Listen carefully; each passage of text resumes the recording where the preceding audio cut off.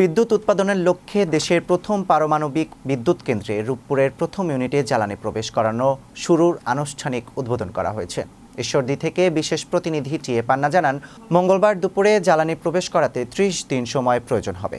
পারমাণবিক বিকিরণ ঘটানো ও পরীক্ষা নিরীক্ষা শেষ করতে আরও ৩৪ দিন লাগবে।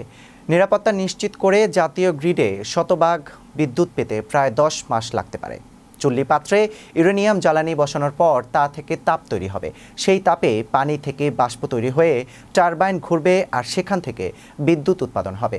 বিজ্ঞান ও প্রযুক্তি মন্ত্রণালয় বলছে, বাণিজ্যিকভাবে বিদ্যুৎ উৎপাদন শুরুর আগে এটি চূড়ান্ত ধাপ। ধাপে ধাপে পরীক্ষামূলকভাবে বিদ্যুৎ উৎপাদন শুরু হবে। আগামী আগস্টে জাতীয় গ্রিডে ৩০০ মেগাওয়াট বিদ্যুৎ সরবরাহ শুরু হতে পারে। করোনা মহামারী, রাশিয়া ইউক্রেন যুদ্ধসহ বৈশ্বিক নানা সংকট পেরিয়ে অবশেষে পরমাণু বিদ্যুৎ উৎপাদনের ঐতিহাসিক যাত্রা শুরু হয়েছে বাংলাদেশের। এর মধ্য দিয়ে পারমাণবিক শক্তি ব্যবহারকারী দেশের তালিকায় বিশ্বের ৩৩তম দেশ হল বাংলাদেশ।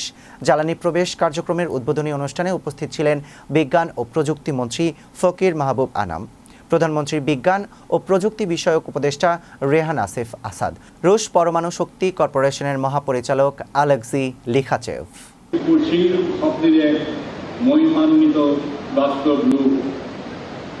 বাংলাদেশ জাতীয়তাবাদী দলের নির্বাচনী ইস্তেহারেও বিজ্ঞান, প্রযুক্তি, জ্বালানি, নিরাপত্তা এবং আধুনিক রাষ্ট্র নির্মাণের যে অঙ্গীকার ব্যক্ত হয়েছে, রূপপুর তার একটি শক্তিশালী প্রতিফলন।